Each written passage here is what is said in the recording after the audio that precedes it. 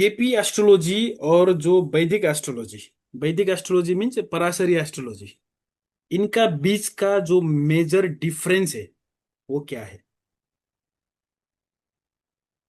जो वैदिक ज्योतिष है, वैदिक ज्योतिष में राशि को अधिक महत्व दिया जाता है, राशि को।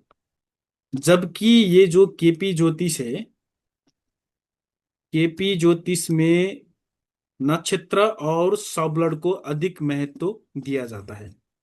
नक्षत्र और सबलड़, एक डिफरेंस ये है कि वैदिक एस्ट्रोलॉजी प्रायोरिटी राशि को देता है और केपी एस्ट्रोलॉजी नक्षत्र और सबलड़ को। दूसरे,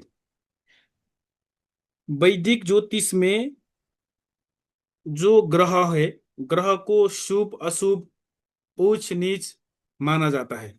जैसे कि शुभ ग्रह ये है और अशुभ ग्रह ये है। आपने पढ़ा होंगे, जैसे शुभ ग्रह में क्या आएगा? जुपिटर आएगा। शुभ ग्रह में क्या आएगा? विनस आएगा। शुभ ग्रह यस। में क्या आएगा? मून आएगा। इसी तरीके से आपने पढ़ा है। वैदिक एस्ट्रोलॉजी का ये फाउंडेशन कोर्स का पार्ट है। और ठीक उसी उसी तरीके से जो अशुभ ग्रह के रूप में आपने जो देखा है वो है मंगल, ये अशुभ ग्रह है। ये जो शनि है अशुभ ग्रह है। राहु अशुभ है, केतु अशुभ है। वैदिक में यही चलता है, ये शुभ ग्रह ये है, अशुभ ग्रह ये है। और फिर वैदिक में ये भी होता है कि ये ग्रह उच्च का है, ये ग्रह नीच का है। जैसे सूर्य जो तुला राशि में बैठ गया तो सूर्य नीच का हो गया। मंगल अगर मकर राशि में बैठ गया तो ये उच्च का हो गया। फिर जुपिटर जो मकर में ही बैठ गया तो ये नीच का हो गया। ये जो नीच उच्च शुभ अशुभ, ये जितने भी पार्ट है ये वैदिक का पार्ट है। केपी में ऐसा कोई भी कंसिडर नहीं करेंगे। गुरु कृष्णमूर्ति जी ने केपी में प्लानेट का जो सिग्निफिकेशन है उसको ही अधिक इम्पोर्टेंट दे दिया उन्होंने। मतलब कोई भी प्लानेट, जैसे हमारे लिए जो अच्छी भाव है, अगर सैटर्न ने हमें 2 11 दे दिया, 2 पैसे है, जो बैंक बैलेंस है 11, हमारा जो डिजायर है, इसका मतलब ये अच्छे प्लानेट है। अगर जुपिटर ने हमें 6 8 12 दे दिया, जो त्रिक भाव को सिग्निफाई कर दिया, 6 8 12, इसका मतलब जुपिटर अब शुभ ग्रह नहीं है। इन्होंने रिजल्ट जो ऑफर कर रहा है, जो दे रहा है, ये तो 6 8 12 के दे रहा है। यही वजह से प्लानेट जो भी हाउस सिग्निफाई करेगा, प्लानेट का जो सिग्निफिकेशन है वो ही इंपॉर्टेंट है केपी में। इसी को ही हम प्रायोरिटी देंगे। हम इसमें शुभ अशुभ उच्च नीच कोई भी कंसिडर नहीं करेंगे। ये एक मेजर डिफरेंस है केपी और वैदिक में। और तीसरी,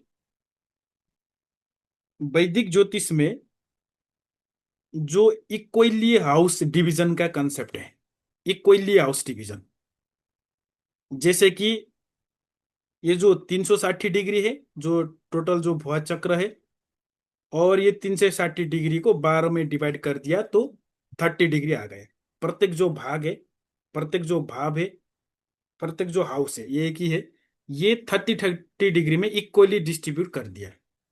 लेकिन केपी ज्योतिष का जो खासियत है, केपी में प्लेसिडियस हाउस डिवीजन का जो सिस्टम है, ये गुरु कृष्णमूर्ति जी ने इस इनको प्रायोरिटी दे दिया है।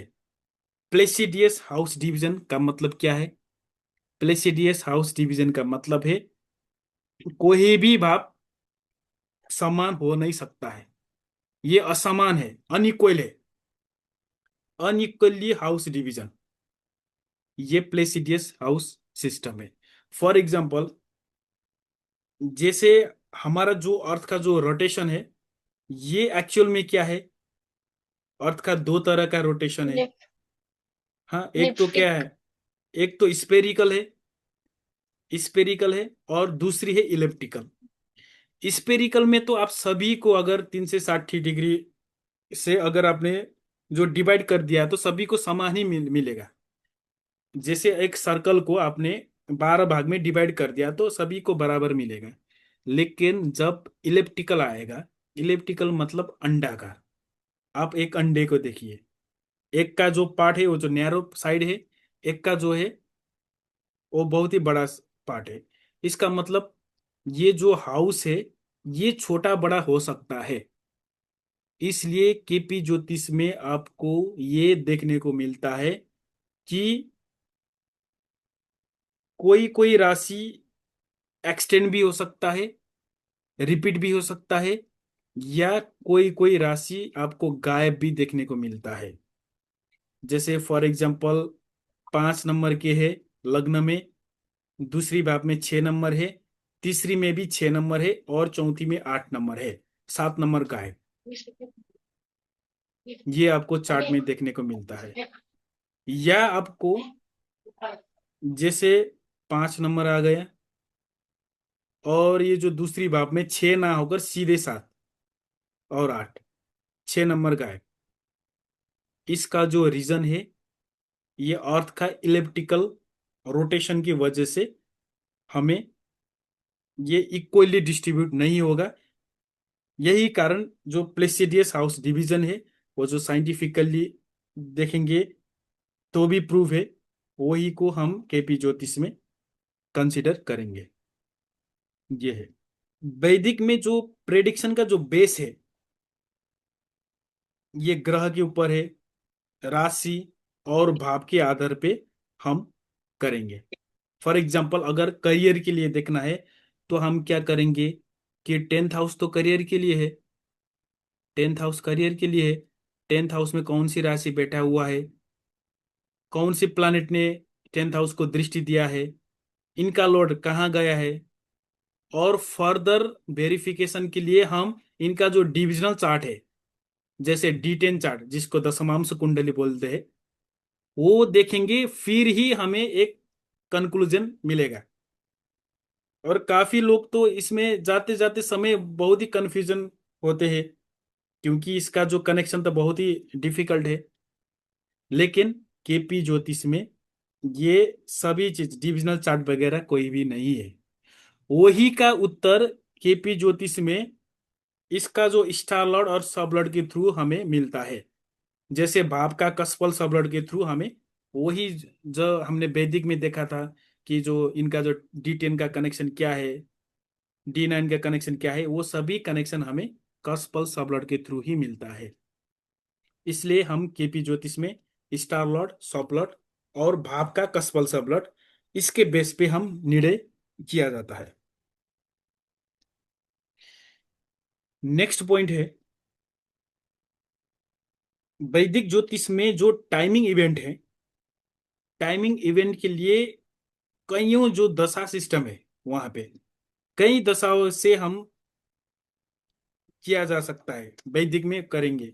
जैसे विंशोत्तरी दशा भी है, त्रिभागी दशा भी है, काल चक्र दशा है, योगिनी दशा है, काफी दशा सिस्टम है। लेकिन केपी ज्योतिष में हम सिर्फ एक ही दशा सिस्टम को यूज करेंगे। वो दशा के राजा है, दशा की राजा है, वही से ही जो जितने भी जो दशा सिस्टम आ रहा है वही से डिराइव हो रहा है। और वो दशा का नाम है विंशोत्तरी दशा। हम विंशोत्तरी दशा का ही उपयोग करेंगे केपी ज्योतिष में। नेक्स्ट डिफरेंस ये है कि वैदिक ज्योतिष में कोई भी अचानक होने वाली घटना, वैदिक ज्योतिष में हम प्रश्न कुंडली का प्रयोग करते हैं। मतलब वैदिक ज्योतिष में कोई भी सडन इवेंट देखना है तो हम प्रश्न कुंडली का प्रयोग होता है उसमें। लेकिन केपी ज्योतिष का जो खासियत है, इसमें 1 से लेकर 249 का जो ये संख्या है, इसमें जो आधारित है, इसे बोलता है होरारी। होरारी सिस्टम का उपयोग केपी ज्योतिष में किया जाता है। जो प्रश्न कुंडली का जो टर्म है, ये केपी का टर्म नहीं है, ये वैदिक का टर्म है। जब आप केपी करेंगे तब आप होरारी कुंडली बोलेंगे। ये कुछ डिफरेंस है, इसी वजह से ही केपी का जो इम्पोर्टेंस है ये और बढ़ गया है। अब आएंगे हम कैलकुलेशन के पार्ट पे।